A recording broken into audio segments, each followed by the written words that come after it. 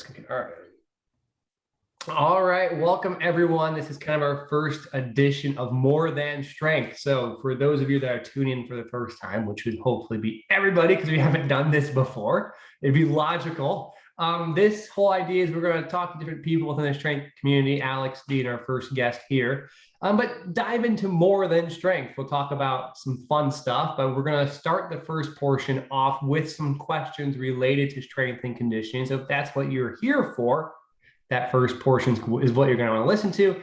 And then the second portion, we kind of get into the more than strength aspect and talk about some stuff that we think is fun, and we'll kind of see where that all goes. So Alex, give us a little, I like the idea of self-introductions because I just want to hear what you want people to know about you.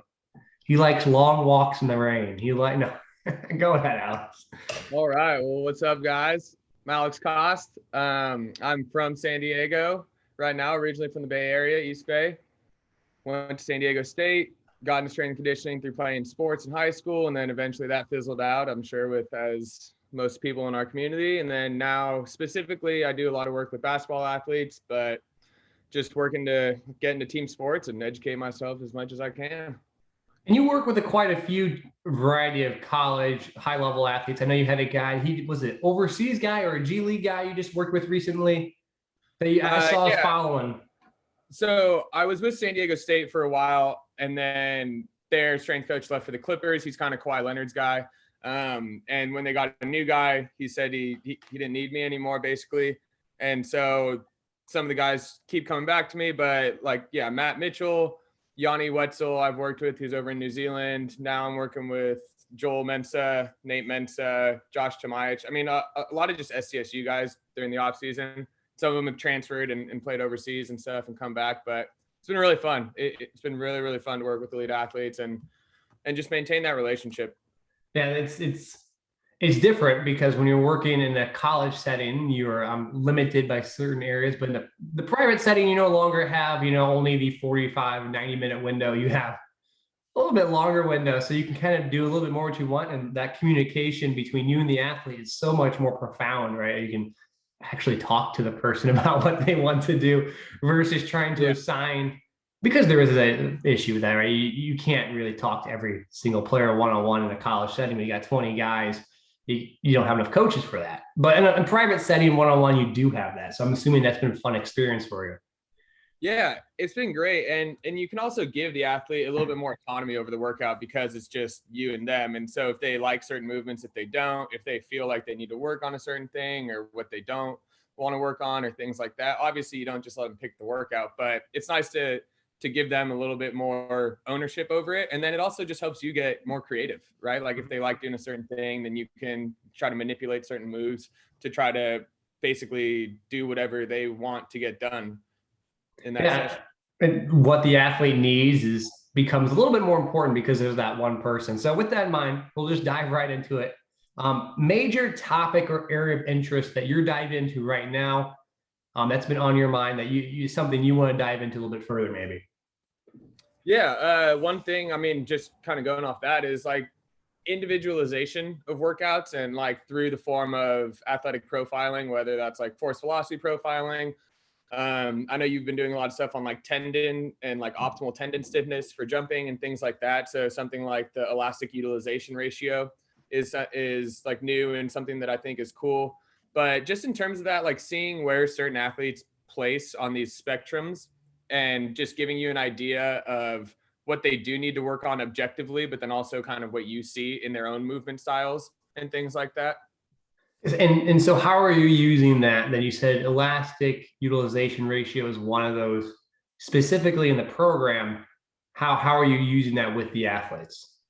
So with that, you're basically taking your squat jump against your counter movement jump, and you're seeing the jump height difference because with your counter movement jump, you're getting a little bit more elastic, squat jump's a little bit more muscular dominant.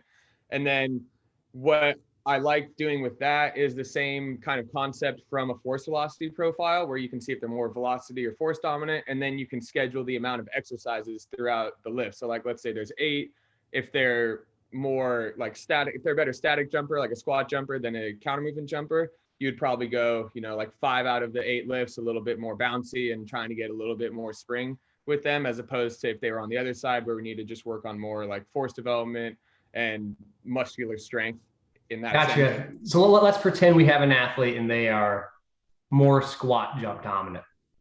Like very much so. And based on your elastic utilization ratio, you're like, look, this guy needs to be more springy. If you're working out that individual, we're working out, let's say we'll just make math really easy on this. 3 times a week, right? And each of those days is going to be dedicated towards that quote unquote elasticity. Are you waving in different types of elastic movement, lateral, horizontal per day?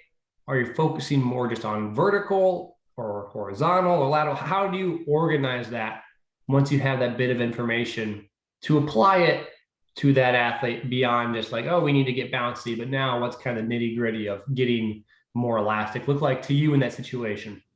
Yeah, so I firmly believe that you should train in all 3 planes of movement and get out of the sagittal plane a lot. But with that being said, like the sagittal plane is our dominant plane. But I like to sprinkle it in just throughout the warm up, and then that'll be more of our 3D movement. Like I like to get on the ladder and do different types of ladder work where you're staying mostly on your toes. So you're not really bouncing, but you're still getting the elastic concept because you're going with quicker feet. And then I really like what you and Paul do in terms of like the micro movements and just like kind of freestyling, like letting the athlete go, whether they're bouncing or hopping or doing little things like that. But then as we get more into the actual program, I will definitely have some vertical base, some horizontal base, whether we're doing like a band assisted jump or like little pogo hops side to side, or like pogo hops while we're rotating or going in and out of squares and things like that.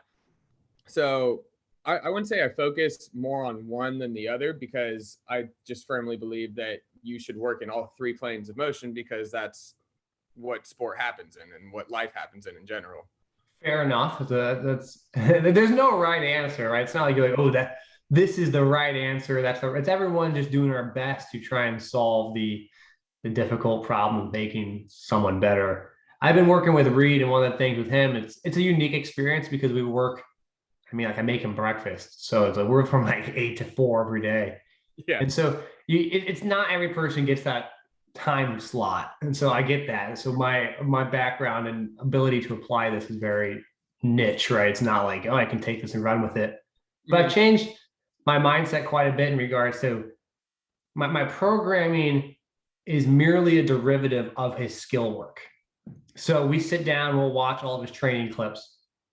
And if he wants to get to the NBA, what skills will he use in the NBA? What movement patterns are his comps? So we'll list out like some comparisons. Like an example would be like a Paul Millsap, or Patrick Patterson would be a good example, or whoever it might be, a player that Jay Crowder that resembles his makeup. Yeah. And then we'll go through his offensive highlights and defensive highlights, not highlights, but all the plays, because we have some of the systems that do that. And like, look, these are the physical qualities that you need to possess to do those movements. So our training is merely going to be developed around a skill. I need you to be better off of transition shooting a 3. So then my job as my side of things, like, look, from a physical side, if you're not able to do that, assuming there's a physical lag, what can we do to develop that? And then obviously I talk to his skills trainer. We're like, look, let's put him in these positions, because we're going to try to build the physical, which allows the skill to happen. And so that's been a really transformative mindset for me, right? And it's like kind of like this Zen holistic approach to training where all is one kind of thing. And it's been really cool for me because it's made it more tangible, right? For me as a strength coach, one of my things I struggle with is like, how do I know I'm actually helping someone? Like we do so much work, and all we know is that one session we had, and we define our effectiveness based on what we kind of think.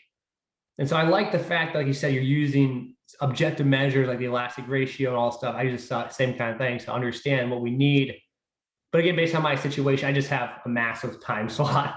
So you can go to all the court sessions and training sessions. I'll go to all of his skill work when he's here, and be there. So you see it. It's really cool, because then you start to think differently about the whole world of strength conditioning and how inappropriately displayed it is at times. And that's like, I guess that leads into question number 2 pretty well, because That's one of my pet peeves, but we'll go right to you. Something commonly done in strength and conditioning that you think doesn't work or is a waste of time. So there's a caveat to this, but Oh, boo. I You say, gotta just come out guns blazing. all right, then I'm going to say any recovery modality that's not nutrition or sleep. I think everybody focuses way too much on their hypervol, on foam rolling, on getting massage, on cryotherapy and stuff. But then if you ask them, did you even eat before the workout today? And they'll say no. Or did you eat after our workout yesterday? And they'll say no. And did you get 8 hours of sleep? Probably not. It's like, okay, well, if we have a pyramid and these are our pillars, how much effect do you think you're going to get from using the Theragun and foam rolling for 5 minutes before our workout if you're not properly fueled or recovered? Okay. So you're saying they're overrated, not ineffective. I would say, yeah, very overrated, ineffective if you're not using it appropriately. And appropriately to me is you have your first two, which is nutrition and sleep. And a very interesting thing I get with this is from Corey is like periodizing your recovery modalities so that they are more effective when you do use them. I haven't gotten that much into it, but I just think that they're overrated. And I don't even know if they are that effective, to be honest. It's a band-aid for a bullet hole. Yeah, right. I mean, either that or you're just gonna work the tissue for, like you Theragun or you foam roll, and then you're good for like 5 minutes, and then you're back tight. Like unless you're doing some specific work with that tissue right after you release it or something like that, then I don't think it really provides that much help. Yeah, interesting. I like some of the Theragun stuff. I use it. I like the foam roll. I mean, massage works for people, so I don't understand why a Theragun wouldn't work. That's fair. That's fair. I'm not here to debate. I'm here to listen. Yeah, no, it's okay. I think one of my things, you brought up a lot of things, like the idea of periodized recovery. I don't really know if that makes sense to me because some of the recovery modalities, like a Normatec, like it's not, your body's not going to acclimatize or desensitize to compression, right? It's merely a manipulation of the lymphatic system. It's not like you're sticking a needle and dry needling. So I'll give you mine because I always write some of these down so we can have. You're just not the only one bashing certain things. Yeah. We power in numbers. I think a warm up is the biggest waste of time. And here's my reason. Let me contextualize it. The first thing, and I just saw this at the gym today, is clearly someone, I don't even know who the person is, but they must have learned something, or maybe they're in school for it. They must have warmed up for 25 minutes. They came in there, they got the band, and they got the knee, everything, the quadruped, and they're doing some anti-rotation work, and some ground and half-dead bug stuff. And then I looked around the gym, right? The gym was packed, and it was probably, 50 people, maybe not 50, but 30 people. And I looked around and I said, out of these 30 people, one person's doing a warm-up, right? Just a massively long warm-up. And then out of these, let's include him in that group, the person, and so out of these 30, how many people actually get hurt working out? Well, I see them every day doing the same thing. Let's just assume not very often. So what effectiveness is that warm-up somehow making the following workout that much more effective? Right? You know what I mean? A warm-up is one of those things where when you first come into strength and conditioning, it's the one thing you can control so heavily. I did it. That the warm-up is something we spend like hours doing. And then we have them go do a 5x5 back squat. You know what I mean? Like we're going to do every bit of warm-up possible. And I'm going to have the most cookie cutter squat program you could possibly imagine. The intricacy and detail I spent on this warm-up is like a Fabergé egg, the amount of detail, but then my workout is basically an Easter egg. Like yeah, right. But yet it's the workout that matters and causes the change. So I think a warm-up is not a waste of time. It's the most overemphasized thing. I would totally agree with that. The only thing I would say is actually coming based off of your MVP podcast when you had Seedman and Rugby Strength Coach on, is just based on the specific type of work you're going to do. Because like if you don't have a warm up and then you're going into a sprint workout, are you actually sprinting? Because yada, yada, yada. But then let me ask you this. Do you perform a cool down at all? Like I don't. We do, mainly because Reed likes it a lot. Yeah. And I find some benefit. I find a cool down nice because it makes me stop working out. Yeah. It's like, we're done. Take your shoes off. We're done. Get out of here. Yeah. And I think that's one of the big things for me. It's not like the cool down has some innate special thing. We don't do anything. It's literally go on your phone, go on a foam roller. We'll talk about what we're doing the rest of the day. It's not like an intricate cool down. We're not like nasal breathing or doing Yeah. It's just like take your shoes off, stretch on what's tight maybe. I think that has some benefits. Better than going to go sit down, right? To at least extend your legs. A walk is useful too. But again, I think the overemphasis on the tail end in the beginning of the workout, yet the non-intricate details of the actual workout is a beautiful juxtaposition of like a student that's just learning. I have an old program in mind. It's like a 45-minute workout, a doll, a band, a half dead bug. And I'm like, I don't think anybody's not made the league because they didn't do a half dead bug. Like, I don't think that was the deciding factor for anyone's career. Right. It's like, let's see how this guy's 90-90 hip windshield wipers are. Yeah. But part of my issue too with the warm-up, it's so hyper constrained. Like I am putting them in this, they have to do these bizarre movements, by the way. None of them, I shouldn't say that, but a lot of them don't resemble anything of what we're doing that day. Like a half dead bug or even a quadruped alter, arm and leg extension. If they can't do that movement, that has no bearing on their ability to do any other movement. I've never seen a quadruped ipsilateral extension of the arm and leg be related to anyone's performance. Yeah. Right. And so like, it's something we can make someone do. It's almost like a ha gotcha trick. Like, ooh, you can't do it. See, that's why your knee hurts. Like, right. Because here's you have to, and this, I started going on a rant, because you have to go backwards from this. You can't have someone do a movement and then not be able to do it. And then knowing their injury history, blame it. If you know their injury history, and you should then, if you say, look, you can't do this movement, you should be able to predict the injury. You shouldn't have to retrospectively bias and be like, oh, see, I've had to tell people like, that's why it hurts, because that's your dominant leg. And you're like, no, it's actually the other leg. Well, that makes sense because you offloaded the dominant leg. You're like, come on, you're just guessing. Like, right. I don't know. I don't. It's just like a cop out. Yeah, like a corrective exercise. Like, what are we correcting? They can't do a plyo right. You think like that corrective is more important than their ground they can't even run with good form. And we're worried about a corrective exercise. Do you think a lying hip abduction is going to fix their dog shit sprint technique? Yeah. Maybe. Go ahead. It's just like buzzwords, like, oh, you have a tight glute med, your TFL is tight. Oh, like you can't activate here. It's like, well, is that true? Or is the body systemic and maybe their antagonist is tight, so they can't get through the range of motion? They can fully activate the agonist. There's just something else acting on it, right? Maybe the range of motion doesn't matter. Yeah, like exactly. There's an obsession with like range of motion. You watch basketball and like they're not playing in any range of motion. Yeah.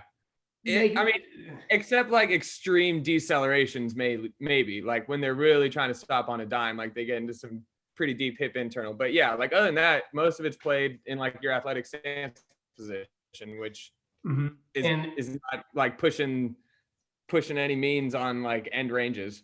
Well, also, if you think about all those positions, the still shots are post momentum, right? So like if I have a crossover and I have AI's leg way out, that's after the force has been produced on that leg, right?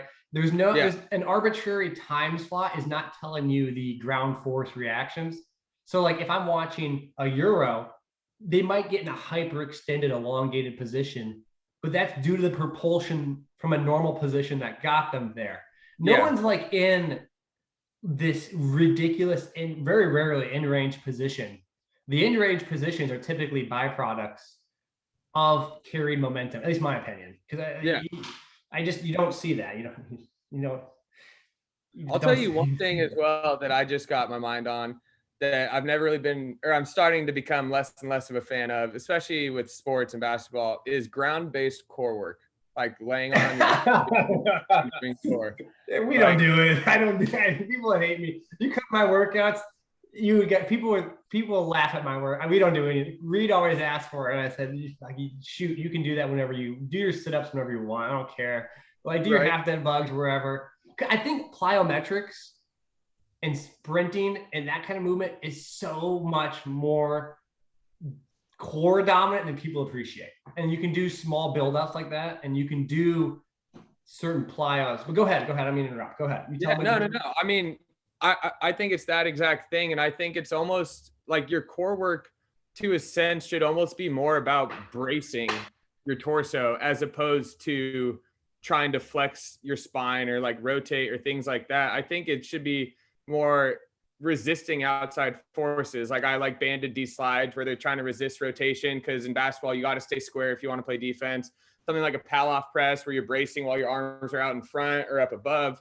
Things like that, like especially with a big, because like how often are their arms up here, but they're getting hit down here, so they need to fight anything. So I mean, it's obviously newer, but I think things like where you're more bracing your core as opposed to trying to move it, but resist outside forces trying to pull you into certain positions. My big beef with core work comes down to the neglection of segmental inertia. Like if you think about change of direction, the spine bones, your rib cage has an inertia, has a momentum. It's a moving mass.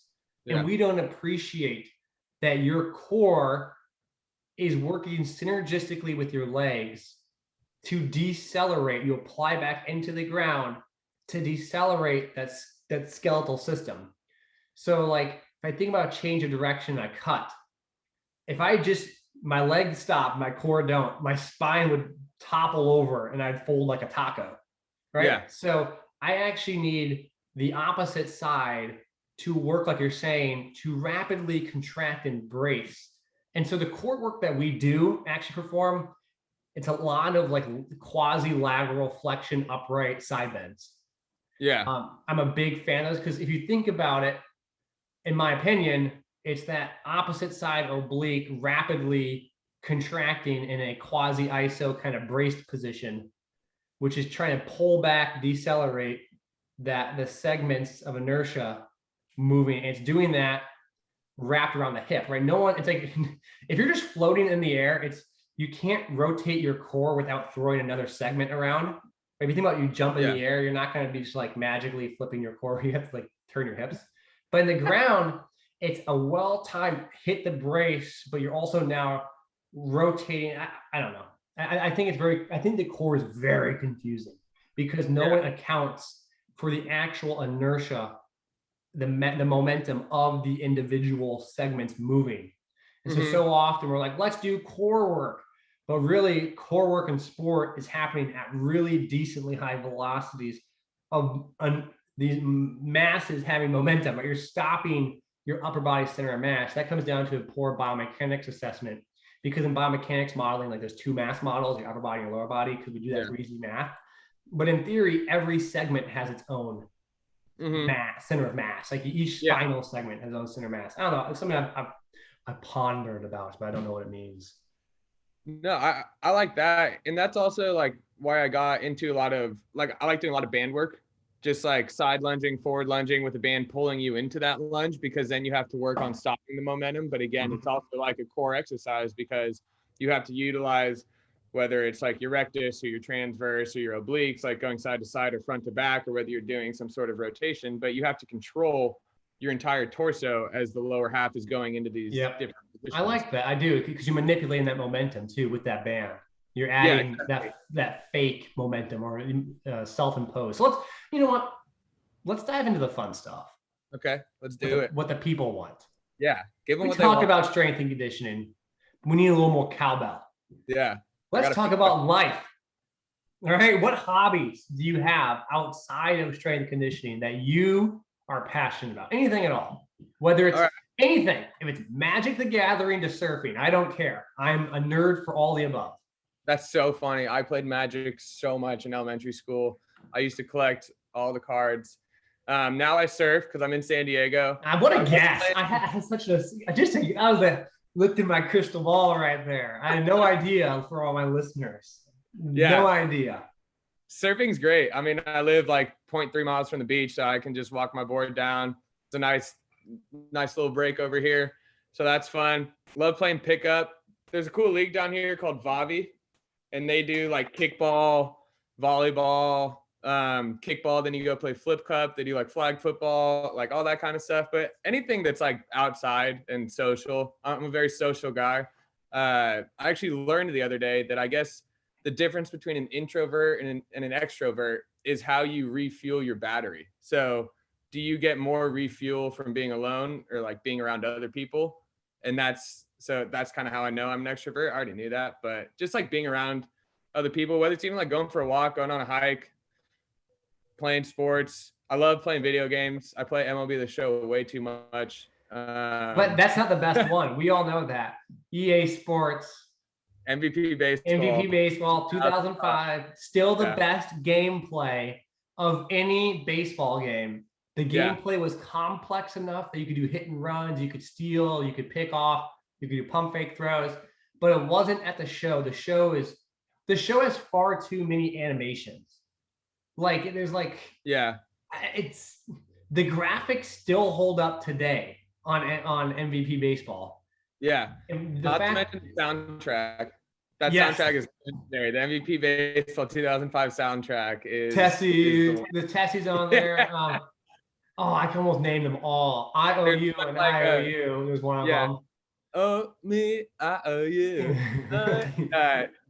There's one song about like Louis the 14th. Damn. Now I'm trying to remember. But that's a great game. That because it had all the MLB minor league teams too. And there was a minor league team. Actually, the minor league single A team had Coop and Kipe on it. Fun fact: the minor league Giants team, the single A had Coop and Kipe, the announcers. That's so funny. But there's a minor league team that was a double A team. Yeah, and then you got John Dowd. Which one? I said, and then you got John Dowd on the Giants. John Dowd, yeah, a couple of guys. It's like David Freese was another one. Was supposed to be the guy for the Red Sox. Someone did sign. I think it was the guy who sounds like a boy band singer. Oh, right field. Oh my gosh, I can't remember his name. What is his name? It's bothering me. He was on there. Let me see what else. There's another guy on there too. Alex, you're frozen, so don't worry. I'm gonna. Oh, you're back. Good. There you go. I can't remember who it was. It was some guy out there. But the point is, there's a minor league team that was a double A team that they had somehow like made a mistake, and like they were too fast. They had like too much speed, and you could like they're all lefties. You could just drag bunt a team. You could drag bunt your first three runners on. And there's another thing. I played the Devil Rays. Carl Crawford, like there was an error in him, and like by the time you got to like 4 years in, he had 105 speed. So like you couldn't throw him out at first. Yeah, you could just get them all, and you could just have him steal the bases, and then you'd sack bunt, sacrifice him home. It was like the most satisfying bit of small ball ever. Oh my God! Great game. Fun fact about Kyle Crawford. Did you know out of high school, he was drafted by the Devil Rays, had a full ride to play point guard at UCLA, and a full ride to play quarterback in Nebraska. I thought I heard that he was like the freak athlete. Crazy. Like, damn, can you give that to like other people? So question then, you brought Magic the Gathering. Are you a card collector of any kind, at least back in the day? Oh, back in the day, like I collected Magic cards like no other. Like we had this comic book store called Flying Colors, used to always go. Got the original starter pack when it got big, the 7th edition with Thorn Elemental that everybody got, that 7/7 like foil Thorn guy. And then, I mean, I was deep into Magic. No joke. I would play all the time. I never played. My brother played and tried to get me into it. But we ended up, we collected Pokemon because the gameplay sucked. The gameplay of Pokemon was so clunky because the evolution process and the energy points to make a move were so stupid. Yeah. Because you could just have the wrong, you'd have to get such a specific team of just grass Pokemon or fire Pokemon to have the right energy cards to actually make a move. And then you use energy cards and you couldn't make another, you'd like use all three, like wait to get more. And horrible gameplay. We played Yu-Gi-Oh! A lot. Yu-Gi-Oh! Was a simpler version of Magic. It was Okay. like very much Magic was I would call it the chess of of card games, the intricacy, the detail, and how you win. There's Yeah. so many things you could do with the lands. Man, yeah, like direct attacks via like spells and like things like that. But then you could also use like creatures to like attack people, and you could like have like Yeah, you could all, manipulate the game very gimmicky in a fun way. Like there's a lot of yeah, different angles you could take. totally. Yu-Gi-Oh initially was more bludgeoning.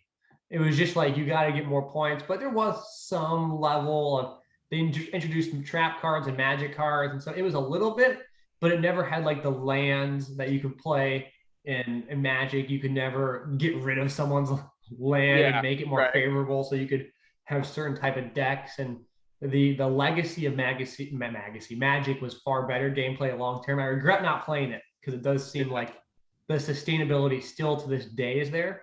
Versus Yu-Gi-Oh started to change so much every year that if you missed 2 years, your deck was behind by like an nth degree. Right. And so we played a lot of that. We collected Pokemon. I had oodles of first edition Charizards, and my God, that's too bad. Like Yeah.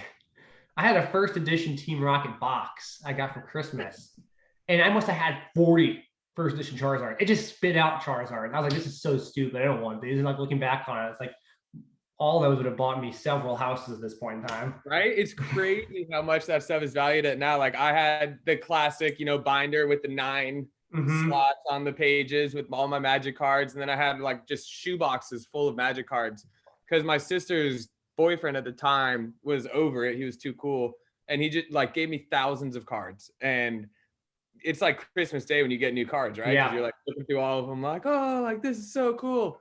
But yeah, that, and then the other game that I would religiously play is Pokemon Red version on the Game Boy Color. Yeah. So That was, we're yes, I actually remember vividly. It would tell you how many hours you played. And one time I got to 100 hours, I had to restart the game because I didn't, even as a little child, as a kid, I was so embarrassed. I played 100 hours of Pokemon. We had all the gimmicks. So the missing number thing, you'd go and yeah, you'd go talk to the guy, the fisherman, the old man, and you'd fly over to whoever island and you go up and down. You had to have rare candy in the 7th spot. So you get exactly. infinite rare candies. And we played the daylights out of that game.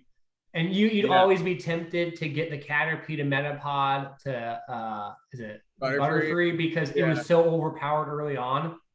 Because you yeah, get Confusion as one of its early right. moves, and you're like, oh, you could dominate Brock with it, and it would carry you long enough. But by the time you got to the later rounds, it was so trash Yeah, that you and should have then just like invested. having like a Metapod, you have to like put him in and then And take him some of out them, just so he can get like the XP points to like evolve into like Butterfree. yeah, there are so many little things. I enjoy the strategy of it, like you're better off investing time into a Geodude because the long term growth, but all they have is not hard, but he had like defense curl. And Yeah, right. his tackle wouldn't hurt anybody, and the game would take so long to play. Yeah. You're like, oh my gosh, come Yeah, right. on. Especially when you're playing like Team Rocket and it's like Scratch versus Mhm. Tackle. And Scratch does nothing to like the rock Pokemon, but Tackle does nothing because he's not like high enough level. And it's I like, just dude, remember sitting there and be like, for the love of God, please do another tail whip. I'm out of XP. right, Tail whip, come on, tail whip. Yes, I got a right, chance. And then like they'd attack and you're like a defensive zero. You're like, oh my God, please miss, please miss. right. Like, son of a bitch. I didn't save Exactly. recently and I lost and I can't turn my game off because I forgot to save. Oh, Right. I remember all that was so fun. So much All fun. all the little tricks that I have them still. Actually, I have my Game Boy Red with all the Pokemon except one on it. I caught Mewtwo. I have it loaded somewhere. Oh my gosh. I actually like Crystal better though, because in Silver, Crystal, and Gold, you could play both worlds, which was Oh, super. so like you could do it with the newer Pokemon or the older one with the No, without. it started you in the new world. You would have it was 16 badges in all. So there's Oh, damn. 16 gyms. Yeah, there's 2 islands you go back. So you started on Yeah. one island and you went back to the original. And so that was the best gameplay because you had the original yellow embedded with the new gold. So you could have, I think the Pokemon count was like 280 or 315. That's wild. And that was the best one because I was like Sudowoodo and like that weird world of stuff. And then you like Ho-Ho or the other ones, and then you'd also then have like the original stuff like Zapdos and all the original OGs. And the trainers, the cool thing in that one was they would respawn their abilities. So if you graduated past a gym or a number of times you've played, you could go back and play them again. So like guys on paths, you could re-challenge. Oh, okay. Yeah. So you wouldn't be stuck like having XP'd out all these trainers. You Right. could go back and they're like, hey, I got better. You want to fight again? And they had the same Pokemon but leveled up. Yeah. And they'd call you. You had the phone and they'd like call you up. There's a swarm of like Venonats here. Yeah. Come catch them. And they're like, hell yeah. And you could fly to the trainer versus to the low. It was pretty cool. I thought the gameplay was awesome. Far better than Sapphire, but that's a nerd talk right there. I like that. I never really played Silver or Gold. Yeah, and then I got into like Sapphire, Ruby, and then I was like, yeah, Silver and Gold got no love. It like got totally glossed over because the TV series didn't really have it. Like it was actually the original TV series was embedded with Silver and Gold. So like at the beginning when Ash looks up, Ho-Oh is actually in the intro. So Ho-Oh, yeah, it's like that. Remember when they looked at the shiny Pokemon? There's like the intro, the show. Oh yeah. So that's Ho-Oh, whatever it's called, Ho-Oh or whatever the heck it is. So that was the main bird Pokemon in Gold that you could catch.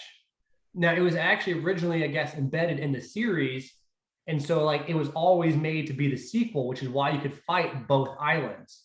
But the storyline like never carried over well, and so people didn't play it. They just jumped straight to Sapphire, which had like the moon and like some weird stuff you could do. Oh yeah. Metacross or whatever that was, but that was I didn't like that one that much. That was too detailed. Yeah, it's like sometimes it's the simplicity that makes it great. I want to get Crystal now. I tried finding it. I might buy it. Oh, my wife would kill me. I would just. It'd be such a time sink. I wonder if I could stream me playing. Right. Pokemon. And it's portable too, dude. You start your own Twitch account. Me playing Pokemon Crystal version. Yeah, my sister texted me because I posted a picture of it. She was, all your Game Boy games are still in the bathroom at home. Oh my God. At home, we had like a drawer, I guess, in the bathroom where all the Game Boy was sitting there pooping and just playing Pokemon all day. Hilarious. Right? That's money. And still to this day, I think the best portable gameplay. I mean, obviously people like the Switch, and I'm sure it's awesome, but nothing quite beat playing Game Boy. And then when it got dark, you had that little flashlight you could plug in. Mm-hmm. And then with Pokemon, you could like link up with another Game Boy and like challenge them too. The issue was when Game Boy Advance came out, they came out with a new graphics chip. And so it pushed the development of all it. So Game Boy Color was where Silver, Crystal, and Gold were all in part of. That was the trilogy equal to Red, Yellow, and Blue.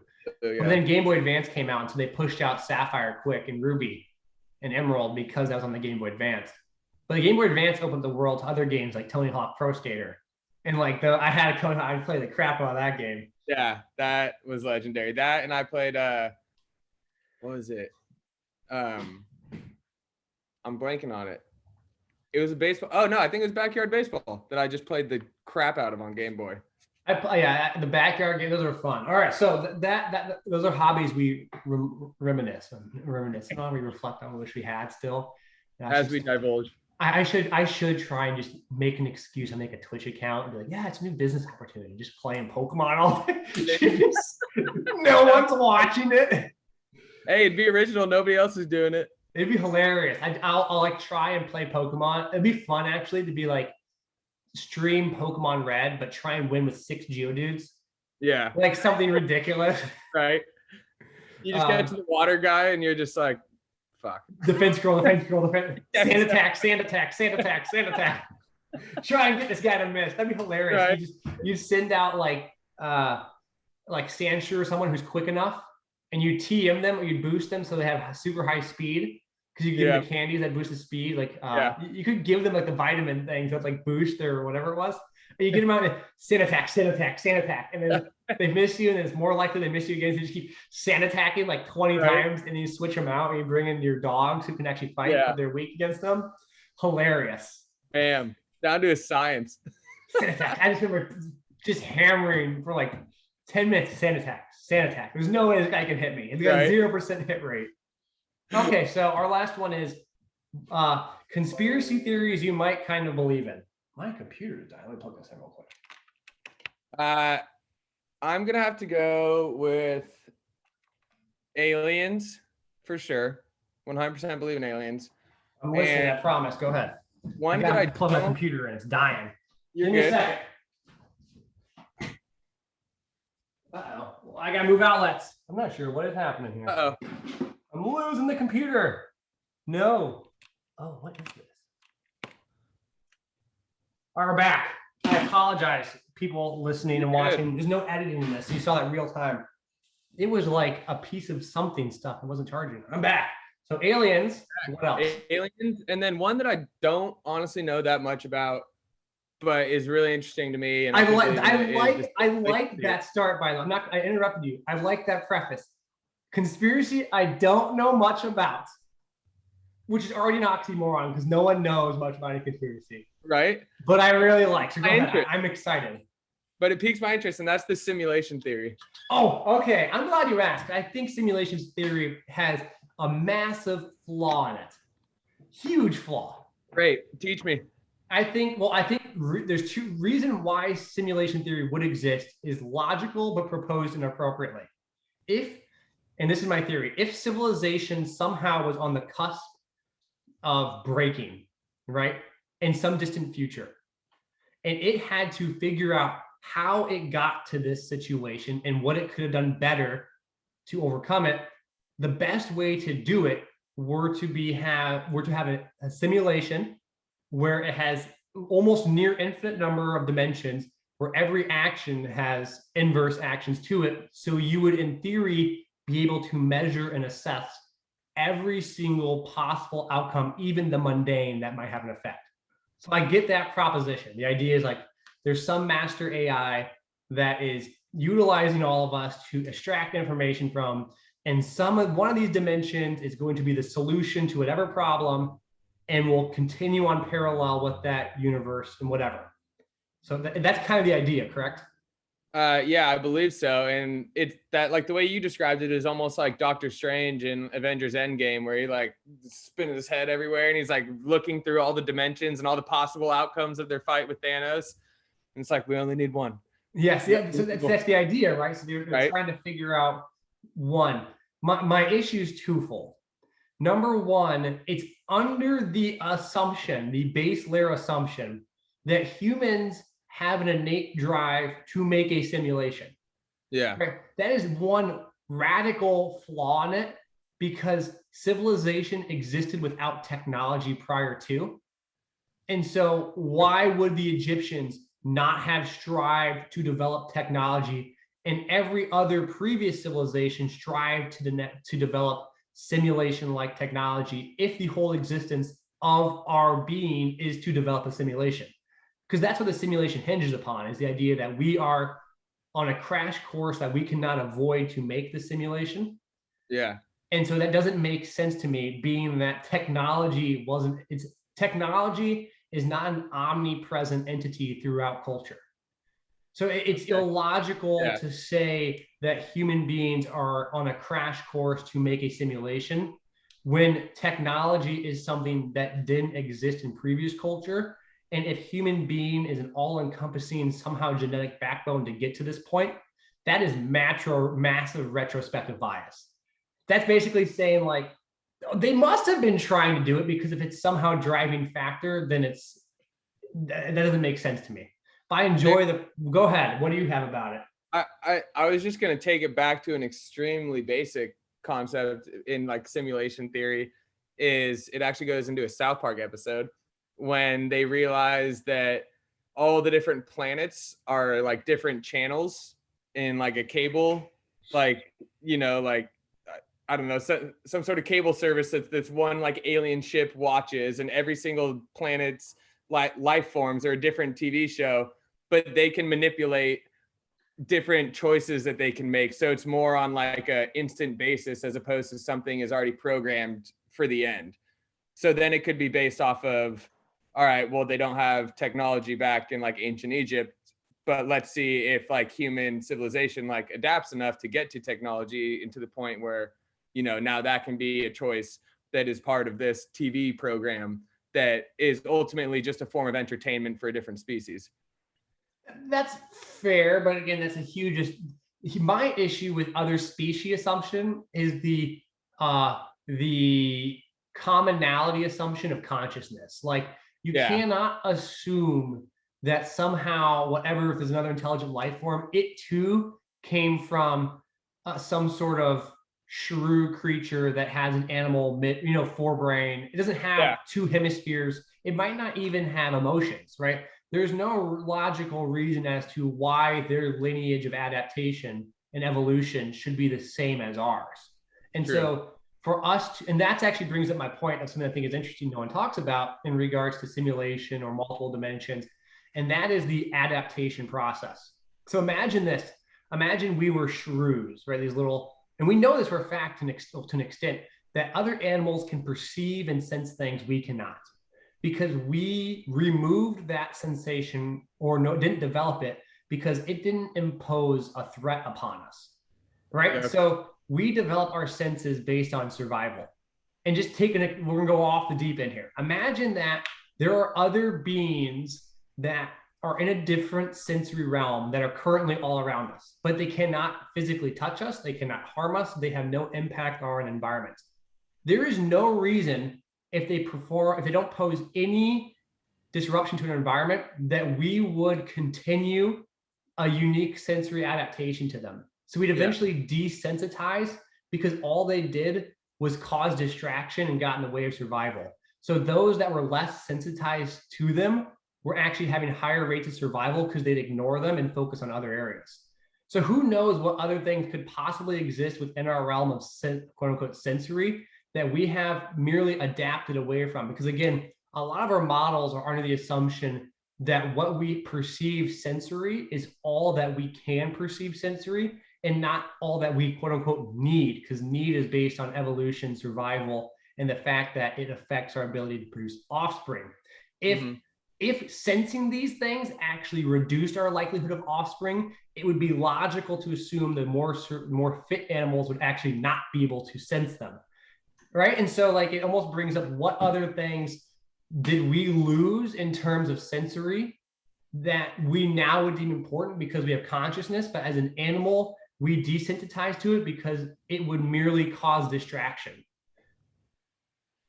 So you're saying that like we could have been telepathic back in the future, but then we would get so distracted and confused with it that now it's like, I don't need telepathy, but some sidekicks are like, well, fuck it, I still use it and I just create a business out of it. So it's helping me create offspring because now I can survive in the real world. A very simple example would be like a dog whistle or a really high pitched noise. You eventually Yeah. desensitize to it.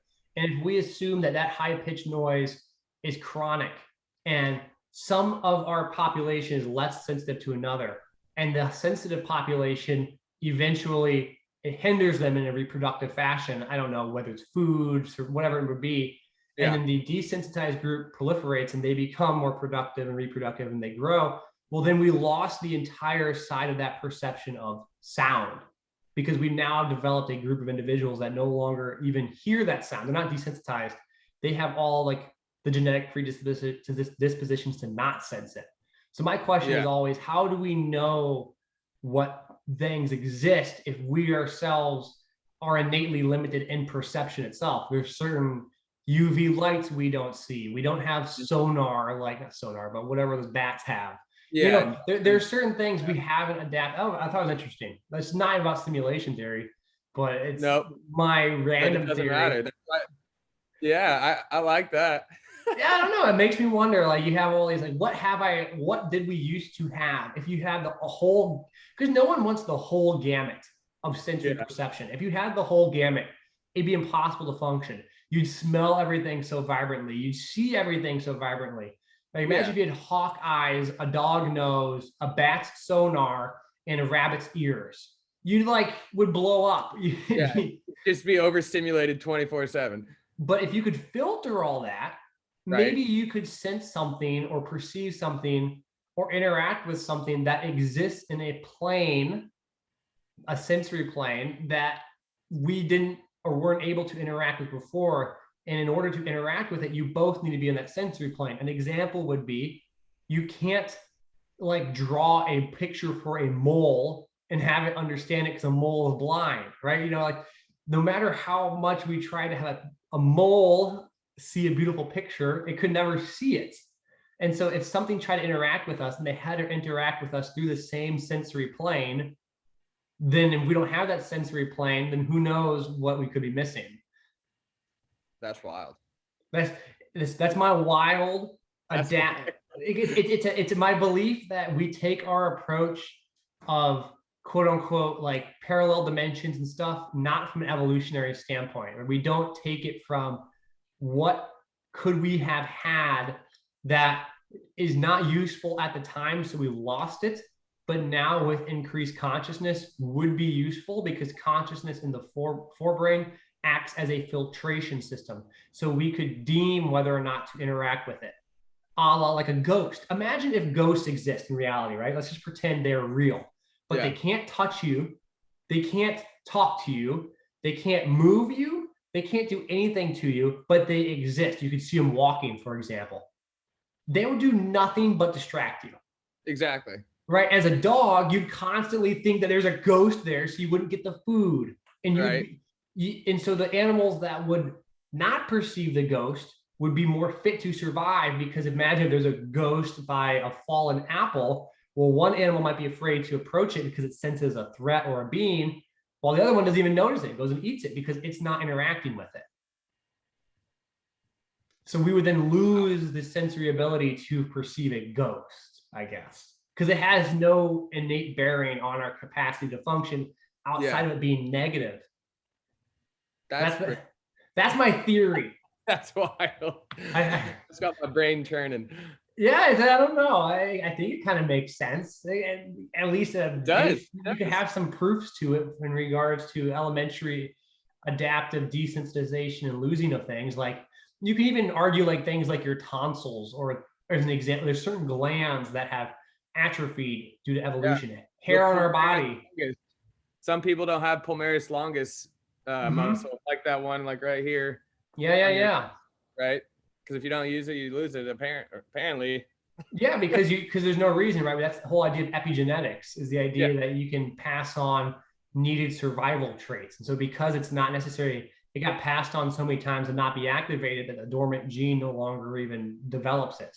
So like you no longer have the need to have extreme smell, or our bodies have actually gotten smaller and our heads have gotten bigger, or certain limb functions, because we're bipedal now, have adapted in a certain way. And to not take into account maybe sensory systems or other means that we can't even conceive or perceive as possible factors. We talk about like aliens and stuff. I think it's very possible that it's something that could be there. I mean, that's a different topic, but yeah, it could be something along those lines, or ghost, or other energies or entities, or foreshadow, whatever it might be. Like, what good would it do to tell if a dog could see the future? A dog would just be confused, and then it would probably be afraid and not eat. So like those dogs that kept seeing the future would eventually just die because it would get in the way of their life. So the dogs that grow on would be ones that don't see the future, because the ones that see the future would just be like horrified and constantly. If imagine if time is all happening at once, but if we perceive time as all happening at once, we wouldn't be able to interact within our environment because it'd be too much going on. So we filter only certain aspects of time. So if time is perceptual, then we're only filtering the system which we can actually immediately act in that affects survival, because past and historic events, especially if they're arbitrary, wouldn't have any direct impact on our day-to-day life outside of just like making us go crazy or confused, distracting us. Right. So that's the conspiracy realm right there. I like that. Oh my gosh. We're gonna have to do a round 2 of that. Well, you gotta get me on consciousness. I have a belief that consciousness arguably would make sense if it was some sort of foreign virus or parasite or entity adapted by the host. And that's why consciousness actually stems from it's a different topic, but the idea is consciousness goal is to survive, which is why humans' primary goal is to survive. And then actually consciousness wants us to make technology, because in theory, consciousness could exist now in 2 environments. It could exist as a collective consciousness inside of a digital environment and exist inside of a living environment. But the idea is that humans have always tried to portray consciousness and pass it on, which is why we have things like pyramids, things like pictures, things like language. It's all means of stories for consciousness to exist. But if consciousness can develop a separate fail-safe, like maybe it develops technology and that technology can go to space or interact with another entity or another host and get it to learn consciousness, now consciousness has the chance to grow and proliferate. And we're merely just, living beings that consciousness has imparted on us. Like it is, Yeah, we're a host of consciousness. Yeah. And so like it wants turnover. It doesn't want everybody to live forever because consciousness wants to adapt. So it wants to have you have kids more than what you have as yourself. So each human maybe have 2.4 kids. So it's growing in numbers, but also want to teach someone because it wants to have an heir. Because it's almost like cellular repair where we have attempts to almost like get a snip. We're born. Maybe it's a genetic benefit, like we're really tall. So by having new kids, it's almost like a turnover in consciousness in the attempt for it to adapt and evolve in a more positive manner. That's a whole different conversation. That's one I've thought about a lot. I have a whole detailed written out stuff on. I was like, I wonder if this makes any sense. I kind of started on like a thing. I was like, it's kind of weird, but why not? Might as well just dive into it. We should talk about that on the next one. Absolutely. Well, I know you have to run. I held you up way too long. So I apologize for that. And I appreciate you coming on here, Alex. Again, where can we find you on social media? I'm on Instagram at Translational Training, and that's it. I'm not a big social media guy. I honestly made it during quarantine because I was bored and I wanted to just put some content out there and educate people. And I've been just thrilled with the networking I've been able to do. Met you. I've been able to talk to other coaches, and I didn't realize social media had such an educational aspect to it. I thought it was all just about your appearance, but I was wrong. And it's been a blessing in disguise. It's been great. Yeah. Well, I appreciate you coming on here, man. We're going to end the recording right here. I'll have you hang on for a minute at the end of this. I appreciate you guys listening. I hope you enjoyed this. This is More Than Strength, where we're diving into some strength and some of the weird, some of the fun, some of the things we don't talk about on other strength podcasts. Why? Because life is more than strength. It's about, sometimes that's our profession, but that's not our identity. So I want to leave that here. I appreciate y'all listening. And as always, I hope you guys enjoyed.